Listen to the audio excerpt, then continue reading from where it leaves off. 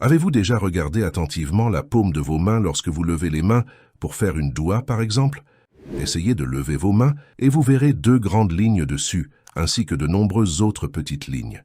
Si vous regardez attentivement, vous verrez que ces lignes forment un nombre dans chaque paume. Ces nombres sont en arabe. Sur votre main gauche, il y a le nombre 81, tandis que sur votre main droite, il y a le nombre 18. Qu'est-ce que cela signifie? Est-ce juste une coïncidence? Que dit l'islam sur ce sujet? Suivez-moi attentivement pendant que j'essaie de donner une réponse brève et claire à cette question en me basant sur les enseignements islamiques. Assalamu alaikum, bienvenue sur Vérité Din. Depuis des siècles, les gens ont toujours cherché à comprendre leur destin à partir des lignes de leurs mains.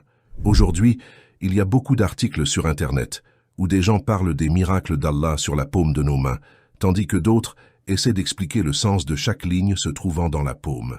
Ils prétendent que les lignes sur nos mains cachent des secrets et qu'elles peuvent nous donner des informations sur notre destin et notre avenir.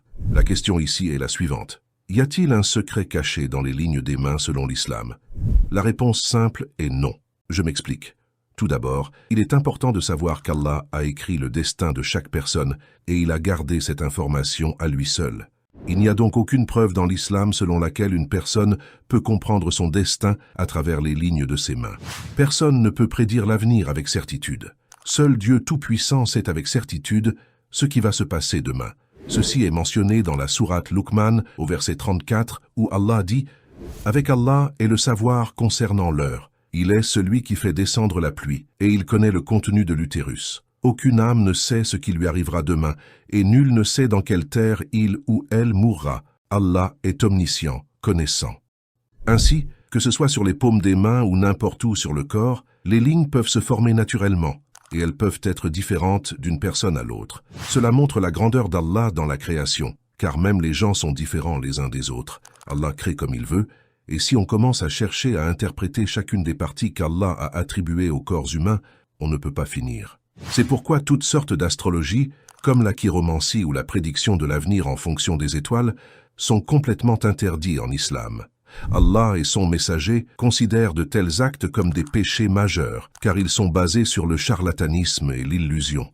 De nombreux hadiths solides nous mettent en garde contre de tels actes et prévoient des punitions pour ceux qui s'y livrent.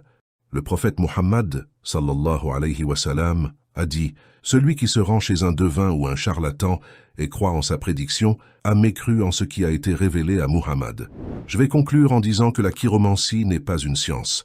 Elle est tout simplement basée sur des conjectures et des spéculations sur l'avenir sans aucune base scientifique. Donc, considérer les lignes des mains comme destin ou les considérer comme ayant quelque chose à voir avec notre avenir, c'est un signe d'ignorance, car cela n'a été prouvé ni dans le Coran, ni dans les enseignements de notre prophète. Paix et bénédiction d'Allah sur lui.